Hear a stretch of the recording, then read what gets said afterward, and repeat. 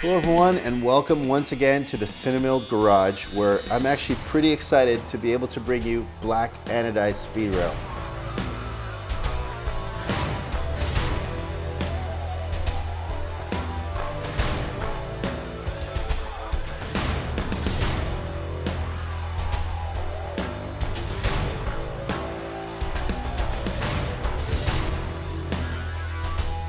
This isn't the most revolutionary concept or idea, but one of the things I quickly realized when I started to test our CineMilled Action Arm is that, if you just start rigging out with just bare aluminum Speedrail tube, if you're shooting a dark vehicle, which I was, you're very quickly going to notice that you're going to start seeing, you might start seeing some of the Speedrail rigging pipe in your shots, and that's never something you're going to want to do.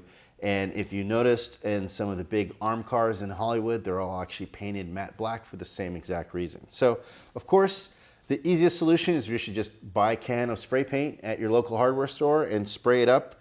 And sure, you can do that, but if you ever spray painted a fresh tube of aluminum, you're gonna know that as soon as you slide a Speedrail clamp, even ours, which is anodized, it's going to scratch the hell out of that pipe. The spray paint's gonna scratch right off. So what we're doing is we've selected specific lengths and we are hard anodizing it just like we do a lot of our other products.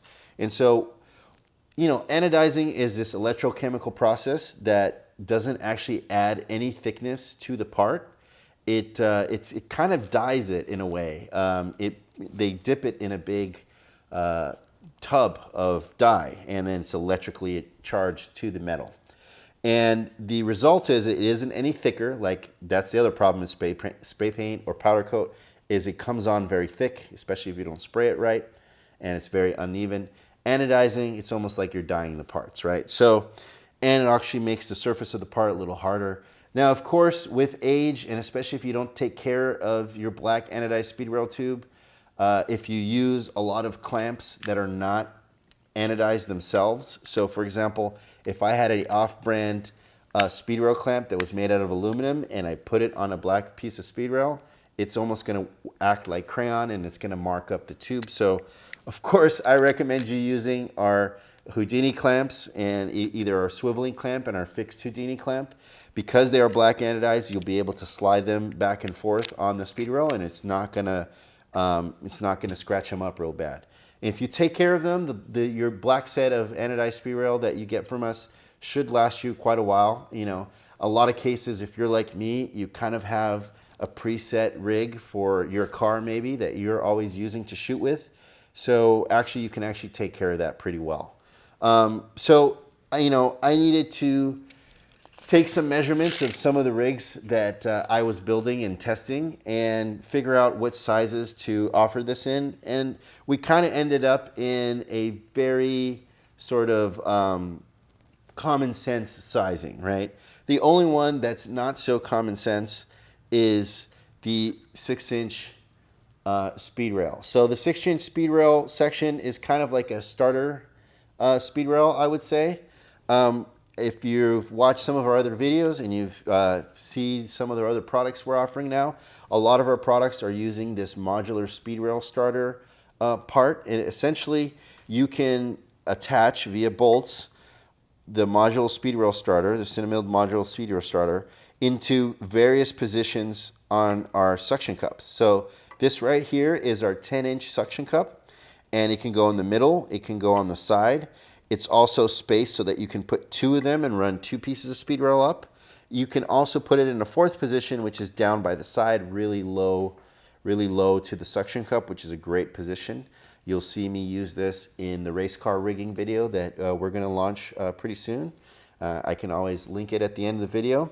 But in any case, you can move this around. Primarily though, even on the 6-inch here, we're going to want to put this right dead in the center. And then we can take our 6-inch piece of Speedrail starter pipe there, and then here's one of our Houdinis, and boom, and then use that to start building up our rigging structure. So the 6-inch is great for exactly this kind of configuration where you're using it on the 6-inch suction cup. or the 10-inch suction cup. But on the 10-inch suction cup, what you might find is that you're actually, 10-inch suction cup holds a lot more. And so if you need to reach a little farther because of the shape of the vehicle, this is where the 1-foot section of Speedrail is really going to come in handy. So, you can slide that on, and now you can displace your starter tube much farther away. Now the longer length, of course, puts a little bit more leverage on the suction cup, but the 10-inch suction cup can handle that. All right, and then of course, the next size up is the 2-foot section of Speedrail. So the 2-foot is great for bracing. There's a lot of situations where you need short little pieces of tube to sort of brace or triangulate a certain section. So that's really great. The next size up is the 4-foot. So essentially each size up, each size that we do is double the previous size. So the 4-foot section, now we start getting into more of building out your structure.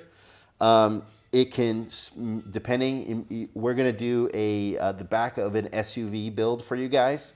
And that's where we actually use the 4-inch to go from the 10-inch suction cups up to the arm tube coming from our CineMilled hitch.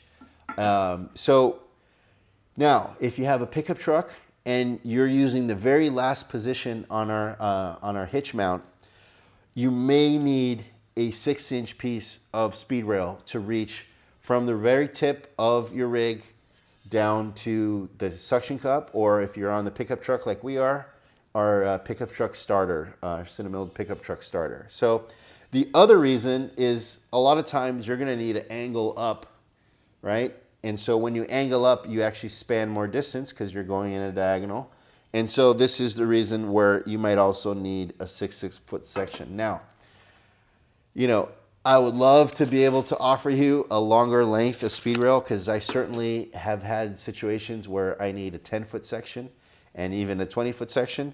Now, our limitations, we have a couple limitations in being able to bring that to you, which is the first one is just the size of the tank of the anodizing place that we use, which is close here to our facility. 6 foot is the largest size that we can put in there.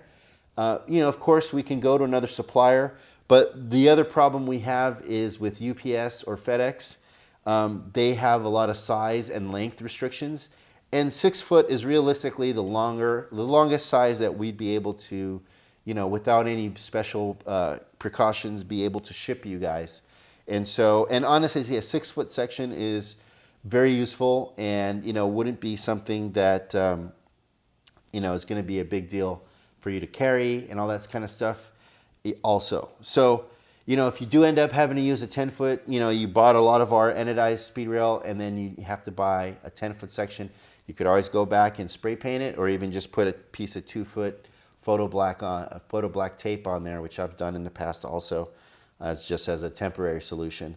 But all right, so that is pretty much it. No need to really complicate this more than it needs to be. It's just black anodized Speedrail, really simple, but really great. I went looking for it, I couldn't find it, and so I figured, anodizing is something we're doing already. We buy a lot of aluminum, and so we can be able to offer this for you. So I figured, this is a great thing. It's a great resource for you guys to have to make your rigs look really professional, to make your rigs look really clean. Because when Speedrail comes from the store where you buy it from, it's got a lot of markings on it. It could be really ugly. I always like to present myself in a very professional manner on set, and this is just the extension of it. So I would say make sure to join our CineMilled Facebook group, users group, which is really great, especially if you have a specific question about one of our CineMilled products. Maybe it's the Houdini clamps, or you have a question about how to use or disassemble one of the suction cups or something like that. If you have a question about any CineMilled product that's very specific, the CineMilled Facebook users group is a great resource, because even if I can't get and answer your question, there's a lot of users in there, and they can jump in and answer your question before even I have a chance to.